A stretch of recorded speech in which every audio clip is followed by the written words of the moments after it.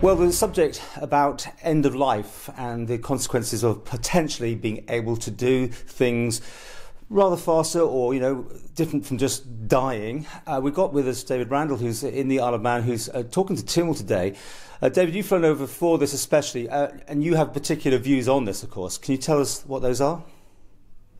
Yes, I mean, I think I would stand with a lot of doctors. I think assisted suicide is something that can look from a distance like it's a good idea, like it would be giving people what they say they want at the end of life. I think there are a number of issues and concerns about it, which I feel very strongly as a doctor looking after patients. And so I'll be speaking about some of them to Tynwald this afternoon.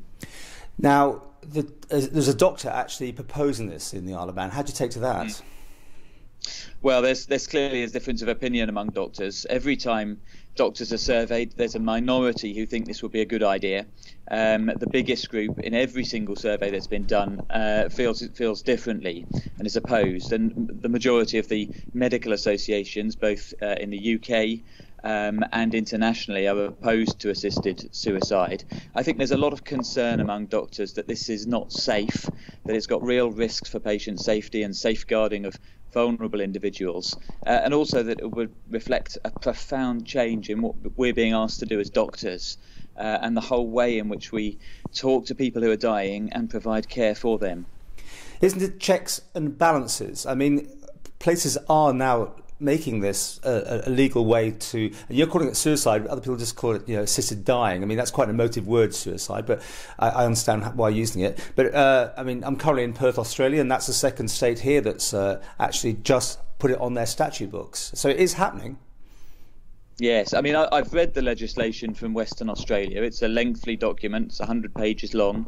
There's lots and lots of attempts to put safeguards in there, which of course is welcome. I think there are two things to say about safeguards. If you look at many of the jurisdictions which have introduced this, actually there's been a progressive erosion of safeguards.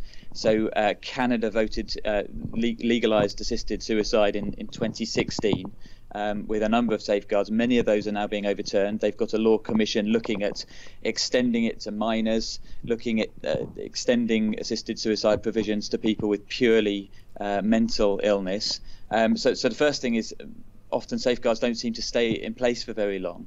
But also, even with every safeguard in the world, the message you're sending is still that certain patients have different levels of legal protection, that people who are approaching the end of their lives don't have the full protection of suicide legislation, the full protection in law that is enjoyed by everyone else in society.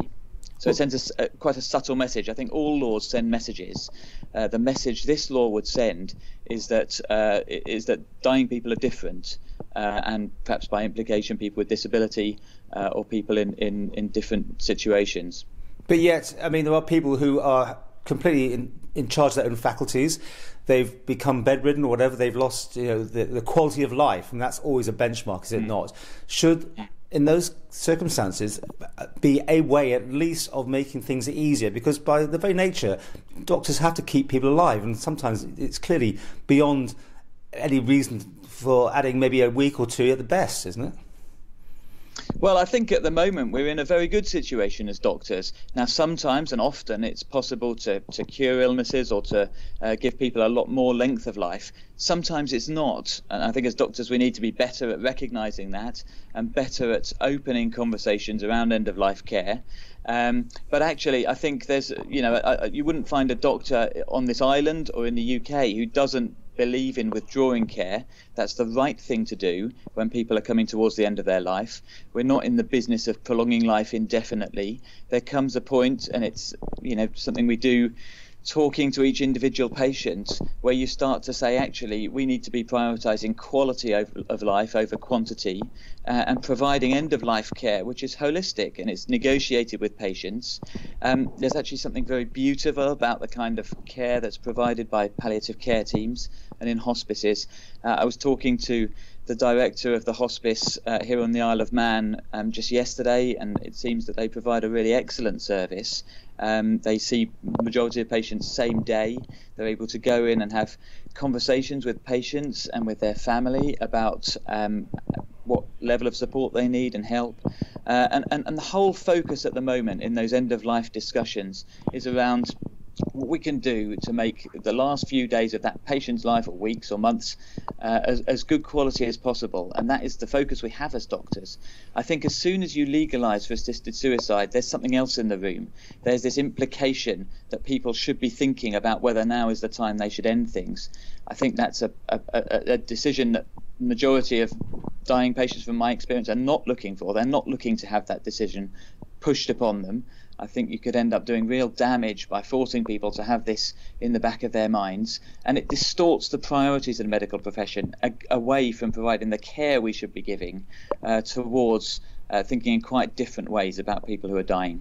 Well, clearly there are two sides to this. I mean, you don't want to do it, but other doctors like Dr. Allison in the Isle of Man is putting this forward. Is it more a case of having opt-outs that you don't, as a doctor, have to be involved in this, but let other doctors who want to take it up? Well, certainly I would expect to see conscientious provisions provided in any legislation. I'm sure that they would be, at least initially. There are concerns about what this would mean for palliative care services. So when the UK Association for Palliative Medicine surveyed their members in 2015, they asked them what impact they thought this would have on palliative medicine. And about 3/4 of those doctors felt it would have directly negative effects on their practice. And there's some good reasons for believing that. And if you look at the experience in Canada, as I say, which legalised this in 2016, already hospices are facing having their funding cut unless they're willing to provide assisted suicide services. That's something the majority in palliative care are not willing to do, and yet this comes to funding decisions, and there's hard decisions now being faced. In Oregon, funding for palliative care has gone down as provision of assisted suicide has increased. I think there's a real danger that this distorts priorities at the end of life, and that we as a society should be standing with people who are dying and saying, look, of course we're not agreeing with this idea that your life is worthless. We're by your side. We're investing time, effort and imagination in providing you the care that you need. Okay, we'll find it. Apologies, we've got a little bit of rumble on the sound here, but I think we can hear you okay. The UK clearly is also moving in the same direction. Do you think at some point this is also going to be a major factor in UK law? Well, I hope not. I mean, I think one implication for the Isle of Man is obviously this remains illegal in the UK. It was last voted on in the UK Parliament in 2015 when 73% of MPs voted against this. I think I would be very concerned if the Isle of Man did choose to go down this route, that you become a kind of offshore end-of-life kind of place with people travelling from the UK, and I'm sure that's not what Manx residents would want. I think there are very compelling reasons why this is not the right route for the UK, and it's not the right route for the Isle of Man. I don't see this as being a progressive step. I think progressive legislation protects the vulnerable.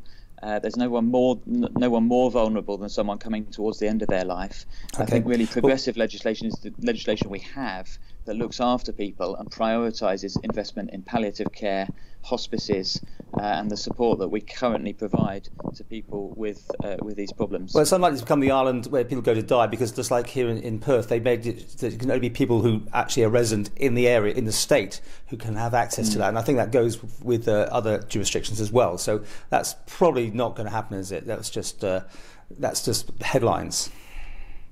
Well, I don't know I think one of the issues with the law that's being proposed today is that there's no details provided with it. You know, Dr. Allison's bill was introduced, I think, 10 days ago. It talks about the principle of establishing voluntary assisted dying, but it doesn't talk in any detail about any of the safeguards or provisions that would be there. I certainly feel that it's the wrong way to be approaching legislation.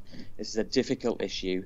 The safeguards and the provisions are crucial, and to be voting on it with really no information at all, I think is a concern.